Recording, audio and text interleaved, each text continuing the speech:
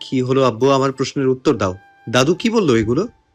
মেহেরাজের রাগ মিশ্রিত কথাগুলো আর সহ্য করতে না পেরে নিলয় মির্জা মেহেরাজের গালে চড় মারে। তারপর রাগী কণ্ঠেই চিল্লিয়ে বলে, হ্যাঁ, আমি করিয়েছি ডিভোর্স। কি করার আছে তোমার? কেন করাবো না তোমাকে? বলে বলে বন্ধুর মেয়ের সাথে বিয়েতে রাজি করালাম। আলতাফ তো বিয়ে দেবে না, তাও আমি জোর করে রাজি করলাম। আর তুমি কি করলে? আমার মুখে চুনকালি মাখিয়ে বিয়ের পরেই নতুন বউয়ের মুখ না দেখে বাড়ি থেকে চলে গেলে। কি এমন কাজ তোমার? প্রতিবেশীরা, আত্মীয়রা সব আড়ালে ছিচি করছিল, অপমানিত হয়েছি আমি। আলতাফ এসে মেয়েকে নিয়ে গেল, আর যাওয়ার আগে বলে গেল তার সাথে আমার 25 বছরের সব বিশ্বাস, বন্ধুত্ব, সব সম্পর্ক শেষ। আর ডিভোর্সটা পাঠিয়ে দিতে। তোমার মতো ছেলের সাথে ওরা ওদের মেয়ের সম্পর্ক রাখবে না, নয়তো মামলা করবে। হ্যাঁ, মামলা খেলে কিছু হবে না, তবে আমার সম্মান চাবে। কথাটুকু বলে দম ছাড়লেন নিলয় মির্জা। তারপর আবার বললেন, তুমি তোমার বড় খালার মেয়ে নাবিলাকে পছন্দ করো, এটাও রটিয়ে গেছে চারদিকে। আমাকে লোক আড়ালে ছি ছি করছে, তাই শেষ পর্যন্ত তোমার মায়ের কাছে থাকা তোমার ব্যাংকের চেকের সিগনেচার কম্পিউটার দিয়ে কপি করে ডিভোর্স পেপারে বসিয়ে ওদের দিয়ে দিয়েছি। আর ছোট হতে পারছিলাম না আমি। তোমার মতো ছেলের দরকার নেই আমার, যে ছেলে বাবার সম্মানের দিকে তাকায় না। বেরিয়ে যাও বাড়ি থেকে। রাগে হিতাহিত জ্ঞান শূন্য হয়ে শেষ কথাটুকু বললেন নিলয় মির্জা। বাবার কথা শুনে মেয়েরাজ হাতে তালি দিতে দিতে ঘৃণা ভরা তার ছেলের হাসি হেসে বলল, আমার পেছনে আমাকে জড়িয়ে এত বড় ষড়যন্ত্র! বাংলা সিনেমাকেও হার মানাবে আব্বু। আমি ভাবতেও পারছি না একজন আর্মি অফিসার এতটা নিচু মন মানসিকতার হয় যে নিজের সম্মানের জন্য তার ছেলের সম্মানটাকে নষ্ট করে দেয়, এমনকি তার সিগনেচার নকল করিয়ে ডিভোর্স করিয়ে দেয়। বাহ আব্বু বাহ, সিনেমার ডাইরেক্টর হলে আপনাকে বেশ মানাতো। আর আমি চলে যাচ্ছি আপনার বাড়ি থেকে, কিছুক্ষণ অপেক্ষা করুন। মেহের, থাক আব্বু, আর কিচ্ছু বলা লাগবে না, বুঝে গেছি আমি সব। মেহেরাজ এবার নিজের মায়ের দিকে তাকিয়ে তাচ্ছিল্য হেসে বলল, আমি কোনোদিনও বলেছি আমি নাবিলাকে ভালোবাসি? তোমরাই বলেছো নাবিলা মেয়েটা কেমন। আমি শুধু বলেছি তোমাদের যা পছন্দ। তোমরাই রটিয়েছো সব, আর আমাকে দোষারোপ করলে। আর কিভাবে পারলে আম্মু, মা হয়ে ছেলের সাথে প্রতারণা করতে? তুমি আমার বিশ্বাসটুকু নষ্ট করে দিলে আম্মু। মেহেরাজ আর এক মুহূর্ত দাঁড়ায় না, ছুটে উপরে চলে যায়। নিজের ঘরে গিয়ে 5 মিনিটের ভেতর নিজের প্রয়োজনীয় জিনিসগুলো কাঁধ ব্যাগে গুছিয়ে নিয়ে গাড়ির চাবি নিয়ে বেরিয়ে এলো। নিচে আসতেই হাসান সাহেব বলে উঠল, দাদু ভাই, মাফ করে দে। আমি না বুঝে তোর গায়ে হাত তুলেছি। পুলিশ, রাগ করিস না দাদু ভাই। মেহেরাজ স্মিত তাচ্ছিল্য হেসে বলল। কিছু মনে করিনি দাদু। মেহেরাজের পিঠে ব্যাগ দেখে নাহিদা খাতুন আঁতকে উঠলেন। ছেলের দিকে এগিয়ে এসে বললেন, কোথায় যাচ্ছিস তুই বাপ? কোথাও যাচ্ছি না, একেবারে চলে যাচ্ছি তোমাদের বাড়ি থেকে, আর ফিরবো না। আমাকে নিয়ে আমার বাড়িতেই ষড়যন্ত্র, আমাকেই আবার বেরিয়ে যেতে বলছো। বেরিয়ে যেতে বললে না, তাই চলে যাচ্ছি। আল্লাহ হাফেজ। মেহেরাজ নিজের কাঁধে থাকা মায়ের হাতটা ছাড়িয়ে বাড়ি থেকে বের হয়ে যায়। নাহিদা খাতুন ছুটে আসেন কাঁদতে কাঁদতে। শারমিন খাতুনও ছুটছেন। তার আদুরে নাতি মেহেরাজ, ছোট থেকে তার সাথে বেশ ঘনিষ্ঠতা এখনও তা বজায় আছে, যা ইভানের সাথে নেই। মেহেরাজ কোনো দিকে না তাকিয়ে গাড়িতে উঠে ব্যাকসিটে ব্যাগটা ছুঁড়ে দিয়ে গাড়ি নিয়ে বেরিয়ে যায় বাড়ি থেকে। পেছনে ফেলে যায় হাউমা করে কাঁদতে থাকা আর মা আর দাদিকে। কলেজের কাজ মিটে গেছে। ইরু আর শ্রেয়সী দুটো মেডেল দিয়েছে প্রিন্সিপাল। যতজন পার্টিসিপেন্ট ছিল সবাইকেই দিয়েছে। তারপর ম্যামের থেকে বিদায় নিয়ে কলেজ থেকে বেরিয়েছে ইরু আর শ্রেয়সী। আজ একটু ঘুরবে। কলেজে ভর্তি হওয়ার পর থেকে এমন অফ টাইম একবারও পায়নি। তার উপর আজ আবহাওয়া বেশ ভালো, আকাশে রোদ নেই, মৃদু মেঘ, শান্ত পরিবেশ। ইরু আর শ্রেয়সী কলেজের পাশের রাস্তার ফুটপাত ধরে হাঁটতে শুরু করে। সামনে ভেলপুরির দোকান, ওখান থেকে ভেলপুরি খেয়ে তাই আশেপাশে ঘুরবে। হঠাৎ হাঁটতে হাঁটতে ইরু বলে, শ্রেয়সী, একটা কথা বলি। বলো। রাগ করবি না তো? তোর কোনো কথাই কি কোনোদিন রাগ করেছি আমি? তোর পাস্ট নিয়ে একটা প্রশ্ন মাথায় ঘুরপাক খাচ্ছে। থাক, বাদ দে, তোকে ওসব মনে করাতে চাই না। আরে ধুর, বল। শ্রেয়সীর কথায় কিছুটা ভরসা পেয়ে ইরু বলে, তোর ঘৃণা করে না ওই লোকটাকে, যে তোকে বিয়ের 2 দিন পরে এমন একটা খারাপ কলঙ্ক দিয়ে দিল? নাকি ভুলে গেছিস? এরুর কথায় শ্রেয়সীর পুরনো ক্ষত আবারও জেগে ওঠে। শ্রেয়সীর লোকটার কথা মনে পড়তেই শান্ত করে বলে, কাপুরুষদের কখনো ভোলা যায় না, ওদের শুধু ঘৃণা করা যায়। ওদের পুরুষ বলা যায় না। ওরা কাপুরুষ নয়তো কিভাবে পারে বিয়ের 2 দিনের মাথায় একটা মেয়েকে ডিভোর্সের কলঙ্ক মাখিয়ে দিতে, যে কলঙ্ক মেয়েটাকে সারা জীবন বয়ে বেড়াতে হবে। শ্রেয়সীর রাগে কষ্টে চোখ দিয়ে টপ করে এক ফোঁটা পানি গড়িয়ে পড়ে। ইরু শ্রেয়সীর চোখের দিকে তাকিয়ে দেখে শ্রেয়সীর চোখে পানি। ইরুর খারাপ লাগে। ইরু হাত বাড়িয়ে শ্রেয়সীর ঘাড়ে রেখে বলে, ওসব কাপুরুষদের ঘৃণার নিচে রেখে ধুলো চাপা দিয়ে ভুলে যা। চেষ্টা কর, পারবি। কারণ আমি জানি তুই অনেক শক্ত। মাফ করে দে আমাকে, পুরনো কথা মনে করিয়ে তোকে কষ্ট দিলাম পাখি। আরে ধুর, তোর কথায় কষ্ট পাইনি। নিজের ভাগ্য যেখানে মন্দ সেখানে অতীত তো কষ্টের হবেই। থাক বাদ দে, চল ভেলপুরি খাই। ওই দেখ ভেলপুরি। চল। ইরু শ্রেয়সীকে নিয়ে রাস্তা পার হয়ে ভেলপুরি ঠেলার কাছে যায়। তারপর দোকানদার মামাকে ভেলপুরি দিতে বলে 2 প্লেট, বলে পাশে থাকা প্লাস্টিকের টুল টেনে নিয়ে বসে ইরু আর শ্রেয়সী। তারপর আবারও গল্প শুরু করে দেয়। মেহেরাজের মাথায় আগুন জ্বলছে। হ্যাঁ, সে বিয়েতে রাজি ছিল না, এমনকি মেয়েটার মুখ না দেখে ফেলে রেখে চলে গেছিল। তাই বলে কি মেয়েটাকে বাড়ির লোক নিয়ে যাবে? আর যদি নিয়েও যায় তাহলে মেহেরাজের নিজের বাবা এমন একটা কাজ কিভাবে করলো? তাও মেহেরাজের চেকের সিগনেচার কপি করে ডিভোর্স পেপারে বসিয়ে দিয়েছে। মেহেরাজ মানছে তার দোষ বেশি, কিন্তু তার থেকে তার পরিবারের তো কম না। গাড়ির স্টিয়ারিং ঘুরিয়ে গাড়ির গতি সীমিত কমিয়ে নিয়ে আসে মেহেরাজ। বাড়ি থেকে অনেক দূর চলে এসেছে। মেহেরাজ অফিসে চলে যেতে চেয়েছিল, তবে হুট করে মনে হলো মেয়েটার সাথে যেহেতু তার আসলে ডিভোর্স হয়নি আর মেয়েটার পরিবার জানে ডিভোর্স হয়েছে, তাই মেহেরাজ এবার সত্যি সত্যি ডিভোর্স দিয়ে মেয়েটাকে একেবারেই তার জীবন থেকে মুক্তি দেবে। কিন্তু কাজটা সে অফিসে গেলে আর হবে না, আবারও হয়তো কোনো মিশনে চলে যাবে সে, তখন আরও দেরি হবে। তাই মেহেরাজ গাড়ি চালাতেই ভেবে নিয়েছে এই 3 মাসের ভেতরে যেভাবেই হোক মেয়েটার পরিচয় খুঁজে বের করবে, তারপর ডিভোর্স দিয়েই এলাকা ছাড়বে। মেহেরাজ পকেট থেকে নিজের ফোন বের করলো, তারপর দেখে খুঁজে কাঙ্ক্ষিত একজনের নাম্বার খুঁজে বের করলো। সাথে সাথে কল লাগালো সেই নাম্বারে। বেশ কয়েকবার রিং হতেই ফোন রিসিভ হলো। মেহেরাজ সালাম দিতে ওপাশের লোকটা সালামের উত্তর দিয়ে খুক খুক করে কেশে গলা পরিষ্কার করে রসিকতা কণ্ঠে বলল, হঠাৎ লেফটেন্যান্ট সাহেবের কল যে? এই অধমকে হঠাৎ কি মনে করে কল দিলেন স্যার? আমি আপনার কোন মূল্যবান কাজে লাগতে পারি? আমাকে তো ভুলেই গিয়েছেন। মেহেরাজ কপাল কুঁচকে যায় ফাহিমের কণ্ঠ শুনে, গম্ভীর গলায় বলে, তোর মস্করা বন্ধ করবি? একটা জরুরি দরকারে ফোন দিয়েছি। আমি জানি তুই প্রয়োজন বাদে ফোন দিবিও না, বিজি মানুষ। বাই। কথাটা বলে কলকাতায় যাচ্ছিল মেহেরাজ। যেহেতু সে গাড়ি চালাচ্ছে তাই সাথে সাথে কাটতে পারেনি। মেহেরাজের এখন মজা ভালো লাগছে না। মেহেরাজের বায়ুবালা দেখে ওপাশ থেকে ফাহিম এবার সিরিয়াসভাবেই বলল, এই না সরি দোস্ত, শোন বল কি দরকার? দরকার নেই। Please ball. সরি বললাম তো। তোদের বিল্ডিং এর নিচে আয়। কেন? আসতে বলেছি, আয়। ওকে। মেহেরাজ কল কেটে দেয়। ফাহিম মেহেরাজের সেই স্কুল জীবনের বন্ধু, একসাথেই সবকিছু। তবে দুজন 2 প্রফেশনে। মেহেরাজ ডিফেন্সে আর ফাহিম ল নিয়ে পড়ে উকিল হয়েছে। চট্টগ্রামের বেশ নামকরা উকিল ফাহিম। আর সব থেকে বড় কথা, মেহেরাজের বেস্ট ফ্রেন্ড ফাহিম। মেহেরাজ যতটা গম্ভীর চুপচাপ স্বভাবের, ফাহিম ঠিক তার উল্টো। মানুষ মাঝে মাঝে ভাবে মেহেরাজের সাথে ফাহিমের বন্ধুত্ব হলো কিভাবে, কিন্তু এসব মেহেরাজ বা ফাহিম ভাবে না। তাদের স্বভাব আলাদা থেকে আত্মার টান এক। মেহেরাজ গাড়ির গতি বাড়িয়ে কিছুক্ষণের মাঝে একটা 4 তলা বিল্ডিং এর সামনে এসে দাঁড়ায়। তারপর ফোন লাগায় ফাহিমের নাম্বারে।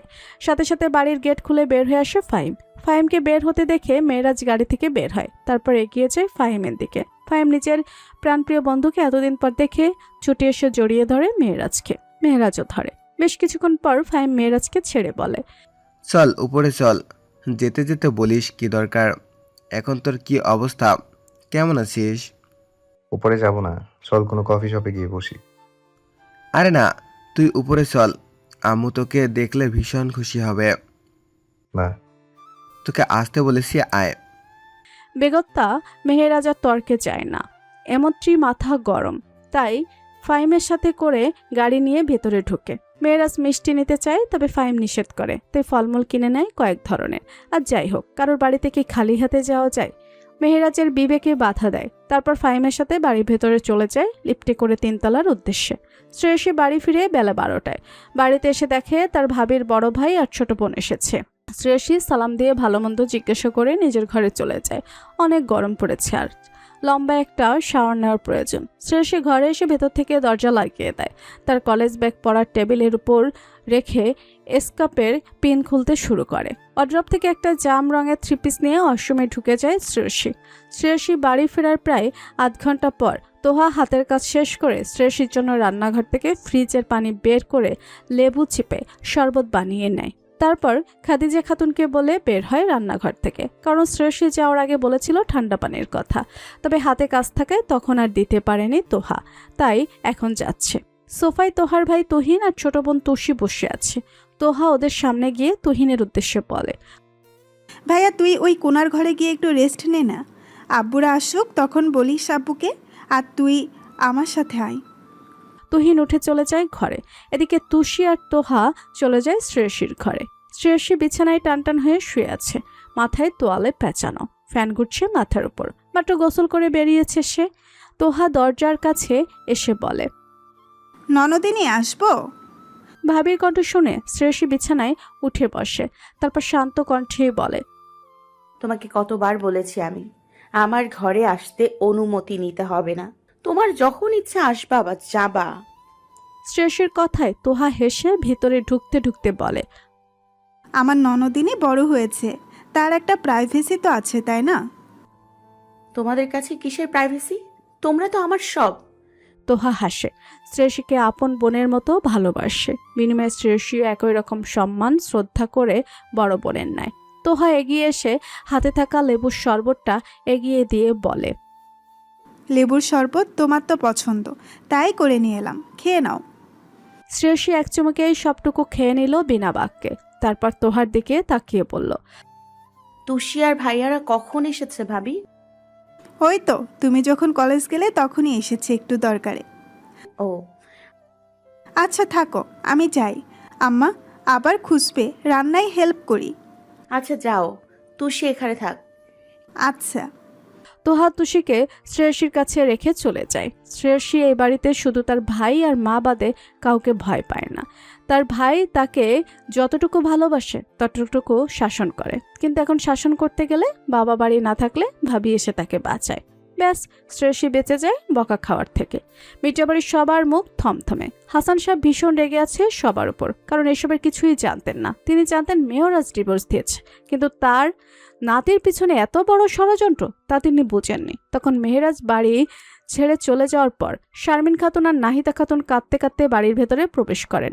নিলয় মির্জা তখন একইভাবে দাঁড়িয়ে। নিলয় মির্জাকে চুপচাপ দাঁড়িয়ে থাকতে দেখে শারমিন খাতুন তার সামনে ঠাস করে নিজের ছেলের গালে কষিয়ে চড় মারে। তারপর রাগী কণ্ঠেই বলে, তোকে আগেই বলেছিলাম পরে সমস্যা হবে, ডিভোর্স করাস না এভাবে। এটা শুধু নামমাত্র ডিভোর্স। ইসলামের নীতিতে ফুজনের মতো ছাড়া ডিভোর্স হয় না।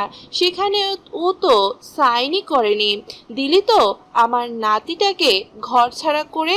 তুই বের হতে বলার কে? কেন বেরিয়ে যেতে বললি ওকে? দোষ তো তোর, তুই সব করেছিস। আর মাঝখানে আমার নাতিটা চলে গেল। আমার কলেজার নাতিটা বছরেও একবার আসে না, আর এবার 3 মাসের জন্য এসেছিল। দিলি তো বের করে, শান্তি হয়েছে এবার তোর? শারমিন খাতুনের কথায় চুপ করে যায় নিলয় মির্জা। মায়ের হাতে চটটা তার দরকার ছিল। আসলেই সে ভুল করেছে, আর যার জন্য তার ছেলেটা তার উপরে রাগ করে বাড়ি থেকে চলে গেল। শারমিন খাতুনের কথায় হাসান সাহেব অবাকের সুরে বলে, মানে তুমিও জানো না এসব? শুধু আমি জানতাম না। নিলয় এসে আমাকে বলেছিল সব গুছিয়ে, কিন্তু আমি রাজি ছিলাম না। কিন্তু বাড়ি আর তোদের সম্মানের কথা ভেবে আমি রাজি হয়ে গেছি। কিন্তু আমি ওদের সাবধান করেছিলাম, ওরা শোনেনি। এখন বুঝুক। হাসান সাহেবের কথায় সবাই মাথা নিচু করে নেয়। শারমিন খাতুন হাসান সাহেবের দিকে তাকিয়ে বলে। শারমিন খাতুনের কথায় হাসান সাহেব আর কিছু বললেন না, চুপচাপ ঘরে চলে যান। রাগে চোখমুখ শক্ত হয়ে আছে তার। যখন তখন উল্টাপাল্টা বলতে পারেন ছেলেকে। ফাহিমকে মেয়েরাজ সব খুলে বলে বাড়ির কাহিনী, কারণ সেদিন বিয়েতে ফাহিমও ছিল। কিন্তু পরের কাহিনী ফাহিম জানে না। মেয়েরাজের কথা শুনে ফাহিমের মাথায় হাত। তারপর মেয়েরাজের কাছে যখন ইনফরমেশন চায় তখন মেয়েরাজ কিছু বলতে পারে না। মেয়েরাজের কথা শুনে ফাহিম আফসোসের সুরে বলে, কলেজের মেয়েরা তোর পিছে যখন পড়ে থাকতো তখন তোরে বুঝালে তোর কথা কী ছিল? আমি এক নারীতে আসক্ত হব বিয়ের পর, আর এখন আসক্ত কি তার ইনফরমেশন ও জানিস না, তাও আবার বউকে পুরোপুরি মুক্ত করতে। ফাহিমের কথায় মেয়েরাজ শান্ত কণ্ঠে বলে, বেটার বয়স সম্ভবত কম ছিল, কিন্তু আম্মু বলেছিল কাজী দ্বারা 18 করে দিবে। এখন হয়তো 18 পার হয়ে গেছে অনেক আগেই। তুই আমাদের বিয়ের রেজিস্ট্রিটা বের কর, তাহলে সব ইনফরমেশন চলে আসবে। ওয়েট কর। কথাটা বলে ফাহিম ল্যাপটপ নিয়ে বসে কোনো একটা কাজে। সেদিন মেয়েরা যখন জিজ্ঞাসা করে মেয়ের বয়স কত, তখন বলেছিল বয়স একটু কম, 18 হতে বেশি দিন নেই। যেহেতু মেহেরাজের বিয়েতে তেমন ইচ্ছা ছিল না, তাই মেহেরাজ আর কিছু শোনেনি। তবে সে দেখেছিল বিয়েতে কাজের সাথে একজন উকিলও ছিল। মেহেরাজ হাসান সাহেবকে জিজ্ঞেস করতেই তিনি বলেন মেয়ের বয়স অল্প, তাই রেজিস্ট্রি করবে কোর্ট থেকে। আর আজ এটাই তার ইনফরমেশন জোগাড় করার রাস্তা হয়ে দাঁড়িয়েছে। বেশ খানিকক্ষণ ল্যাপটপ ঘাটাঘাটির পর ফাহিম বলে, তোদের বিয়ে না সেপ্টেম্বরের 1 তারিখে হয়েছিল? হুম। পাইছি। তোর পিতা মোহাম্মদ নিলয় মির্জা। হুম। ফাহিম ল্যাপটপের ফাইলটা ওপেন করে মেহেরাজের তাকিয়ে দিকে বলে, আবারও ভেবে দেখ, ডিভোর্স দিবি? তোদের কিন্তু এখনো বিয়ের হালাল সম্পর্ক আছে। ডিভোর্স দিলেই হয়ে গেল, কিন্তু একটা সম্পর্ক নষ্ট করার আগে বারবার ভাবতে হয়। নষ্ট সম্পর্ক নিয়ে বারবার ভাবা লাগে না। এই সম্পর্কের ইতি 8 মাস আগে টানা হয়েছে, আর মেয়েটাও আমাকে চেনে না, দেখেনি হয়তো। তাই আমি চাচ্ছি না নতুন করে সম্পর্কটা ঠিক করতে। তুই ডিভোর্সের পেপার রেডি কর। ওকে, বাট কিভাবে দিবি? কাউকে দিয়ে নাকি নিজ হাতে? ফাহিমের কথায় মেহেরাজ চুপ করে থাকে বেশ কিছুক্ষণ, তারপর শান্ত কণ্ঠেই বলে, যেহেতু ওরা জানতো ওটা আসল ডিভোর্স পেপার, তাই ওদের ভুল ধারণা ভাঙিয়ে আসলটা ওদের হাতে তুলে দিয়ে আসবো। হয়তোবা মেয়েটার এতদিনে অন্য জায়গায় বিয়ে হয়ে গেছে। তুই ওর বাবার নামটা দেখ তো একবার। মেহেরাজের কথায় ফাহিম আবারও চেক করে পড়ল। পাত্রী শ্রেয়সী শেখ আর পিতা আলতাফ শেখ, বাসা হালিশহর, খালপাড় রোড, চট্টগ্রাম। মেয়ের নামটা কি বললি, আরেকবার বল। শ্রেয়সী শেখ। নামটা শুনে মেহেরাজ কলেজে সেই মেয়েটার কথা মনে পড়ে। সেখানেও সে শুনেছিল এই নামটা। তবে মেহেরাজ আবার ভাবে ওই বাচ্চা মেয়েটা নিশ্চয়ই তার বউ হবে না, আর এই শহরে হাজারো এক নামের মানুষ আছে। মেহেরাজ ফাহিমকে ডিভোর্স পেপার রেডি করতে বলার পর বলে, তোদের এখানে কি খালি ফ্ল্যাট আছে? কেন, কি করবি? আছে কিনা বল। ফাহিম মেহেরাজের গম্ভীর মুখের দিকে তাকিয়ে বিড়বিড় করে বলল, শালা, বউকে ডিভোর্স দিয়ে খালি ফ্ল্যাটে ভূতের সাথে হাডুডু খেলবি? কিছু বললি? কই না তো। এখন বল আছে। কিছুদিন থাকবো, ধর মাসখানেক। তুই হুম। তুই থাকবি তোর ফ্ল্যাট ভাড়া নিয়ে? কি করবি? আমার ফ্ল্যাট কি করতে আছে? তুই এখানে থাকবি? এটা হয় না। মেহেরাজের কথা শেষ হতে না হতেই ঘরে প্রবেশ করে সাহিদা খাতুন, হাতে চিকেন ফ্রাই আর দুধ চায়ের ট্রে। সাহিদা খাতুন মেহেরাজের সামনে এসে বিছানার উপর টেনে রেখে বলে, ছেলে বড় হয়ে গেছে বলে আন্টিকে এখন আর মনে পড়ে না, তাই থাকবে না। সাহিদা খাতুনের কথায় মেহেরাজ একটু লজ্জা পায়, তারপর শান্ত গলায় বলে, তেমন আন্টি আসলে। মেহেরাজের কথা কেটে সাহিদা খাতুন বললেন, যতদিন ইচ্ছা এখানে থাকবে, আর একটা কথাও না বাবা, আমি কিন্তু রাগ করব, মনে থাকে যেন। মেহেরাজকে কথাটা বলার পর বলে, আমি পাশের রুমটা গুছিয়ে দিচ্ছি, তুমি খেয়ে তাই যাও। তারপর তিনি তাড়া দেখিয়ে রান্নাঘরে চলে যান। এই ফ্ল্যাটে শুধু ফাহিমের বোন মাহি আর তার মা থাকে। ফাহিমের বাবা 2 বছর আগে স্ট্রোক করে প্রাণ হারিয়েছেন, তাই পুরো পরিবারের হাল এখন ফাহিমের হাতে। সাইদা খাতুন চলে যেতেই মেহেরাজ ফাহিমকে বলে, কখন দিবি কাগজ? 4টার দিকে। তাহলে আজ বিকেলেই ওদের হাতে পৌঁছে দিয়ে আসবো, আর কালকে অফিসে ফিরে যাব। মানে? ভালো লাগছে না, জাস্ট বিরক্ত লাগছে এসব আমার এখন। মেহেরাজ আর দাঁড়ায় না, ফাহিমের ঘর থেকে বেরিয়ে তার জন্য নির্ধারিত পাশের রুমে ঢুকে যায়।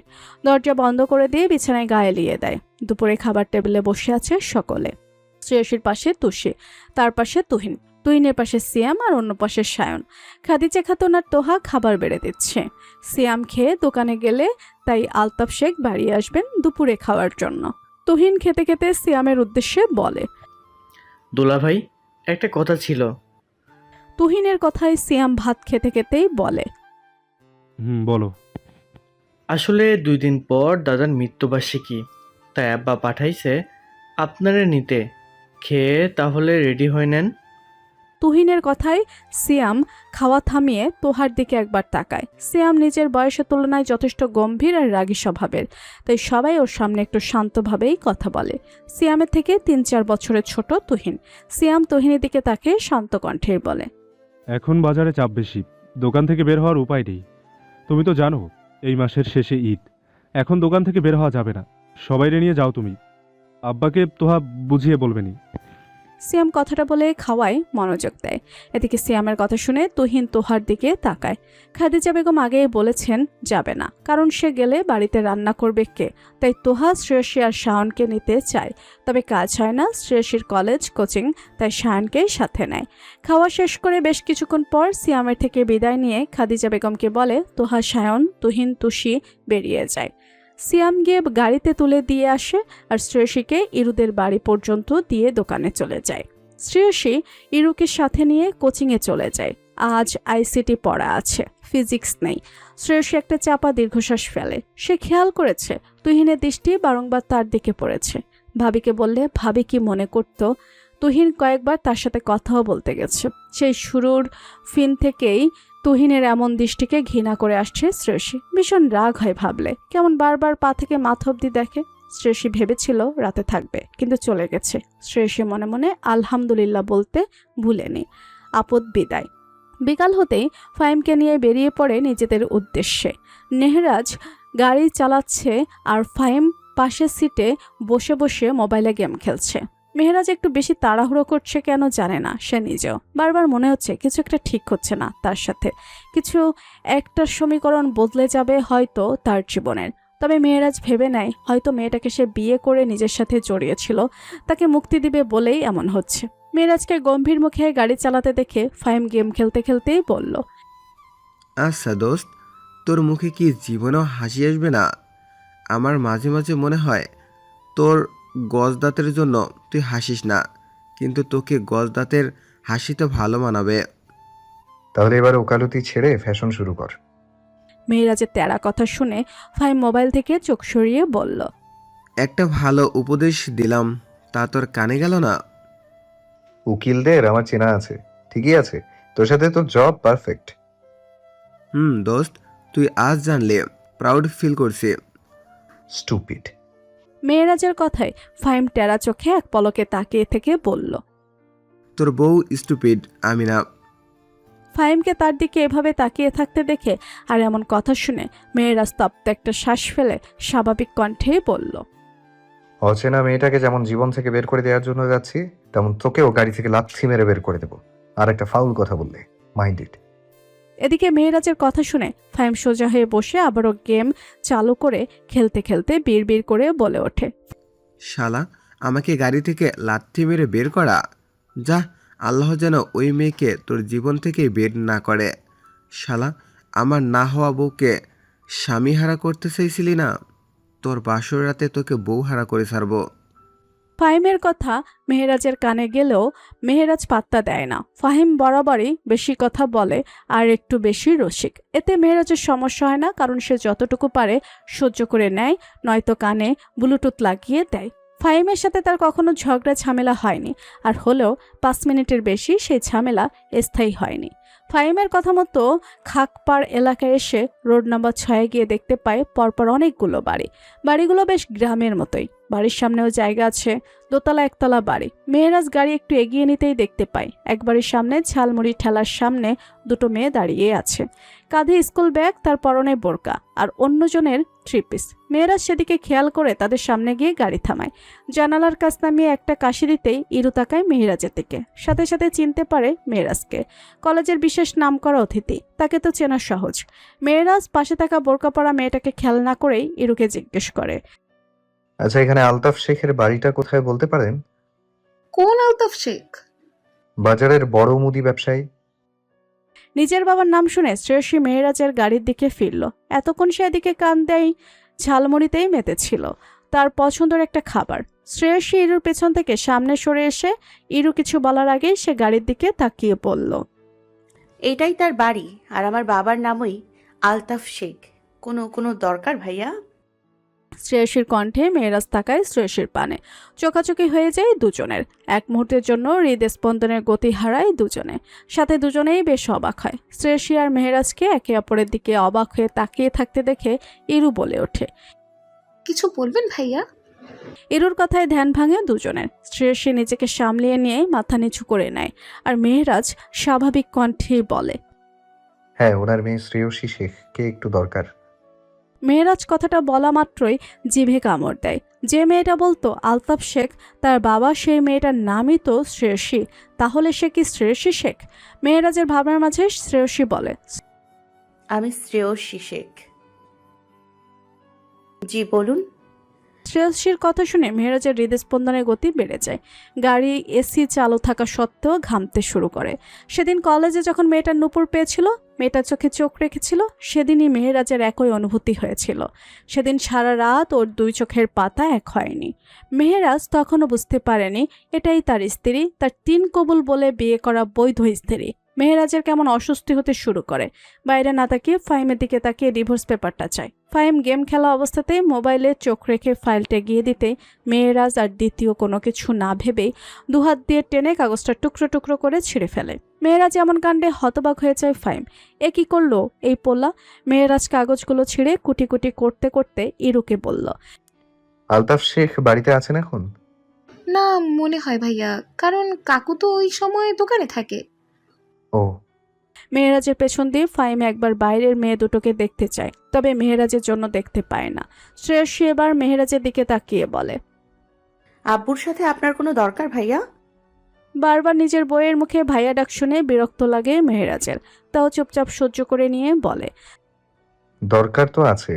তোমার আব্বুকে বলবা তার জামা কথাটা বলেই জিভে কামড় দিয়ে ফেলে মেহেরাজ। ফাহিমের মতো উল্টাপাল্টা বলা শুরু করেছে। মানে? শ্রেয়সীর কথাই মেহেরাজ স্বাভাবিক হয়ে বলে, বলবা মেহেরাজ এসেছিল, মেহেরাজ মির্জা। আমার গুরুত্বপূর্ণ বৈধ একটা জিনিস তোমার আব্বু নিয়ে এসেছেন, সেটা নিতে এসেছি আমি। আর দাঁড়ায় না, গাড়ির কাজ লাগিয়ে দে মেহেরাজ গাড়ি স্টার্ট করে স্থান ত্যাগ করে। এদিকে শ্রেয়সী আর ইরু কিছু বুঝতে পারছে না এতক্ষণ লোক দুটো কি নিয়ে কি বলল। তাও শ্রেয়সী নিজের বাবাকে বলার কথা বলবে, যেহেতু লোকটা বাড়িতে এসেছে নিশ্চয়ই বাবার পরিচিত। তার উপর লোকটাকে শ্রেয়সী আগেও দেখেছে, যতটুকু বুঝেছে লোকটা ভালো। শ্রেয়সী আর ভাবে না, ইরুকে বিদায় দিয়ে বাড়ির ভেতরে ঢুকে পড়ে। ইরিও শ্রেয়সীকে বিদায় দিয়ে নিজের বাড়ির রাস্তায় হাঁটা শুরু করে দেয়। গাড়িতে ফাহিম মেহেরাজকে রেগে বলে, এত কষ্ট করে তাড়াতাড়ি না খেয়ে না গোসল করে রেডি করে দিলাম, আর তুই ছিঁড়ে ফেললি। হুদাই ভাই হুদাই, তোর মুড নাকি অন্য কিছু? মেহেরাজ কোনো কথার উত্তর দেয় না। ফাহিমও চুপ থাকে। তারপর হঠাৎ মেহেরাজের দিকে তাকিয়ে বলে, এই এই তুই কি মেয়েটার প্রেমে পড়ে গেলি নাকি? প্রথম দেখায় যে ডিরেক্ট বলতে বললি যে জামাই এসেছিল, সরি জামাই না জামা বলেছিস, তবে মেয়েটা বুদ্ধিমতী হলে নিশ্চয়ই বুঝতে পারবে তোর কথার অর্থ। ফাহিমের কথায় মেহেরাজ জোরে ব্রেক কষে। ব্রিজের উপর এসে নিচে চলমান পচা খাল। এই খালের জন্য এলাকার নাম খালপাড়, বেশ বড় খাল। মেহেরাজ ফাহিমের দিকে তাকিয়ে গম্ভীর কণ্ঠে বলল, আমার বিয়েই হয়নি দোস্ত, বাচ্চা কোথায় পেলি? মেহেরাজ তপ্ত শ্বাস ছাড়ে, এই বান্দা শুধরাবে না।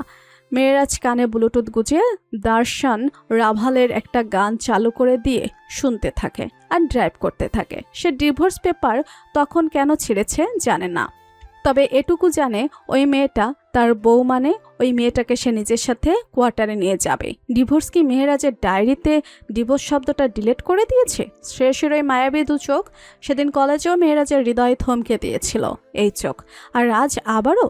যদি সত্যি ডিভোর্স হতো তাহলে মেহেরাজ চেষ্টা করতো না, তবে সে তো এখনো তার বউ, শুধু ভুল ভাঙাতে হবে। মেহেরাজ জানে কিছুই সহজ না, তবে সে পাক্কা খেলোয়াড়। কিভাবে দাবা চাল বদলাতে হয় সেও জানে। শ্রেয়সী তার মনে ধরা প্রথম নারী, আর তার উপর সে তার স্ত্রী। মেহেরাজের ঠোঁটের কোণে স্মিত হাসি ফুটে ওঠে, বিড়বিড় করে আওড়ায়, নেশা তো শুধু নামেই নিষাক্ত, আসল নেশা তো দেখেছি তোমার ওই একজোড়া মায়াবী চোখে মায়াবতী। সন্ধ্যায় শ্রেয়সী পড়তে বসেছে, তবে পড়ায় তার মন বসছে না। বারবার মেহেরাজ মির্জা লোকটার কথা মনে পড়ছে। আচ্ছা, অত বড় একটা অফিসারের তার বাবার সাথে কিসের দরকার? তার বাবা কোনো অবৈধ? ছি ছি, শ্রেয়সী এসব কি ভাবছে? নিজের ভাবনায় নিজেই বিরক্ত। শ্রেয়সী পড়ার টেবিলে মন বসাতে না পেরে বিছানায় এসে শুয়ে পড়ে, এপাশ ওপাশ করতে থাকে। আজ বাড়িটা ফাঁকা, শায়ন নেই, ভাবি নেই, কার সাথে গল্প করবে? বেশ খানিকক্ষণ এপাশ ওপাশ করার পর শ্রেয়সী মোবাইলটা নিয়ে এলো। কি মনে ফেসবুকে মেহেরাজ মির্জা লিখে সার্চ করলো। না, কোনো আইডি নেই, লোকটার ছবি আছে। আইডি খোঁজায় ব্যর্থ হয়ে শ্রেয়সী ফেসবুকে রিলস স্ক্রল করতে শুরু করলো। কিছুই ভালো লাগছে না তার। বারবার লোকটার চেহারা মনের ভেতর ভেসে উঠছে, কিন্তু শ্রেয়সী তো ছেলেদের এখন ঘৃণা করতে শিখেছে। তাহলে তার মন কেন ছেলেটা আসছে? এটা কি মোহ? শ্রেয়সী অতিষ্ঠ হয়ে ঘর থেকে বেরিয়ে যায়। গিয়ে দেখে তার বাবা বাড়িতে এসেছে। শ্রেয়সী গিয়ে আলতাফ শেখের পাশে সোফায় বসতে আলতাফ শেখ টিভিতে নিউজ দেখতে দেখতে বলেন, কোথায় ছিলে আম্মু? পড়তে বসনি? বসেছিলাম আব্বু, তবে কিছু ভালো লাগছে না। ভাবি বাড়ি নেই, সায়ন নেই, কেমন একা একা লাগছে। তো তুমি গেলে না কেন ঘুরে আসতে ভাবিদের সাথে?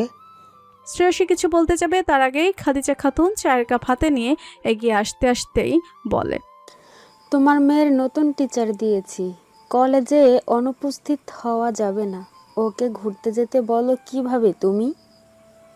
খাদিজা, 2-3 দিনে তেমন কিছু হতো না। এখন আমার মায়ের মনটা খারাপ। খাদিজা খাতুন চায়ের কাপ আলতাফ শেখের হাতে দিয়ে বলেন, তোমার মেয়ের মন খারাপ হয় না কখন? খেতে বললে মন খারাপ, পড়তে বললে মন খারাপ, ঘুমাতে বললে মন খারাপ। চুপ করো। আমি কিছু বলতে গেলেই চুপ করো। বললাম না আর কিছু?